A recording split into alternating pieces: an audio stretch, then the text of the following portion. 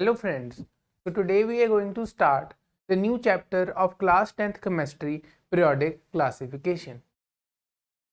As we all know, there are 118 elements at present, out of which 92 are found in nature and the rest, that is after uranium, are man-made.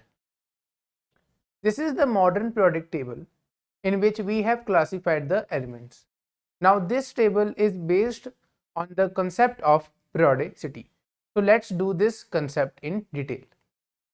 Periodicity. Periodicity in properties means that a property is repeated at regular intervals. For example, if we take musical notes sa, re, ga, ma, pa, dha, ni, then again sa. So after sa there are regular interval of notes, then again sa is repeated. Here you can see periodicity. When we arrange elements in increasing order of their atomic numbers, after every interval, elements of similar electronic configuration show similar properties, thus showing periodicity. Here you can see that elements from sodium and calcium are placed in their increasing atomic numbers, that sodium has 11 atomic number, magnesium has 12, aluminum has 13, and so on. You can see that these elements are placed. Now I have placed potassium underneath sodium and calcium underneath magnesium. Now this is because sodium and potassium have similar electronic configuration, as you can see in these two figures, that sodium and potassium both have one valence electron, thus showing periodicity.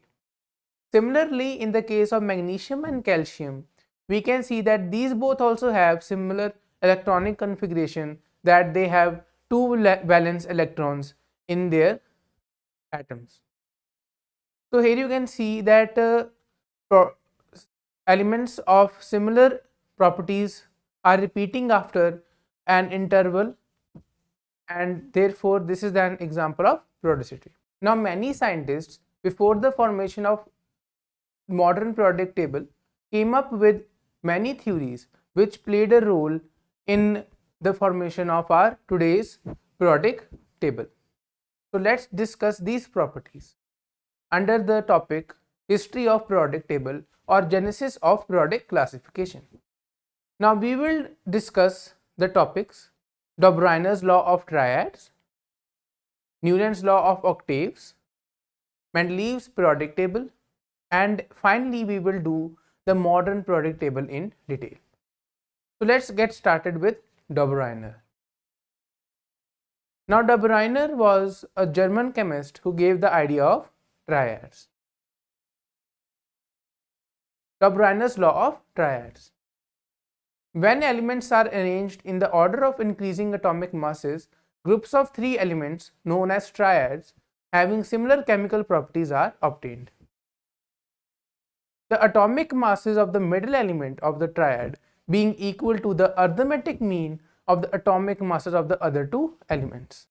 Now the first triad which de Bruyn gave was of alkali metals, which contained lithium, sodium and potassium, which had similar properties, that are, all of these elements are metals, all of them react with water to form alkalis and hydrogen gas.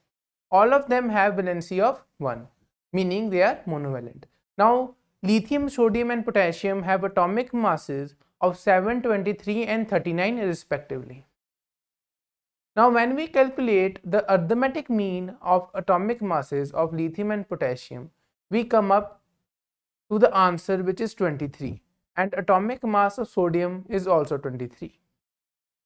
So the second triad which de Bruyn gave was of alkali earth metals, which contained calcium, strontium and barium, and these three elements had similarities, that are, all these elements are metals, the sides of all of them are alkaline in nature, and all these elements have a valency of 2, meaning they are divalent.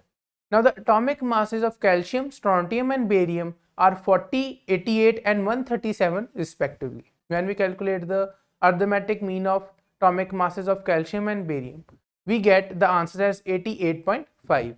which is very close to the atomic mass of strontium, which is 88.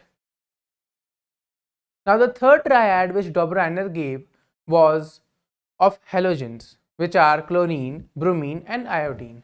Now these three elements had similarities that are: all these elements are nonmetals, all of these elements react with water to form acids, and all these elements have a valency of 1, meaning they are monovalent.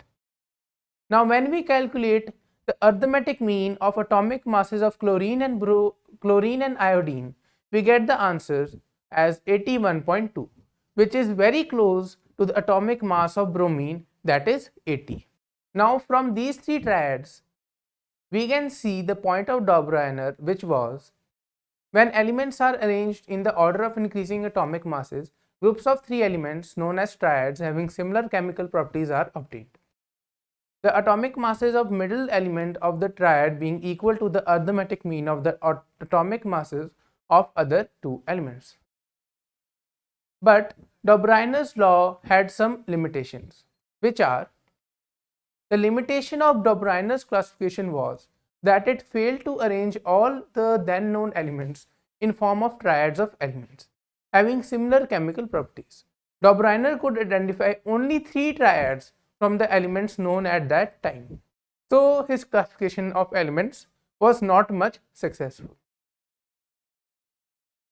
He could create only 3 triads of alkali metals, alkali earth metals and halogen group. In 1864, Newland came with his theory of octaves called Newland's law of octaves, which we will discuss in the next lecture. I hope you understand the points clearly, and if you have any questions, please ask in comments.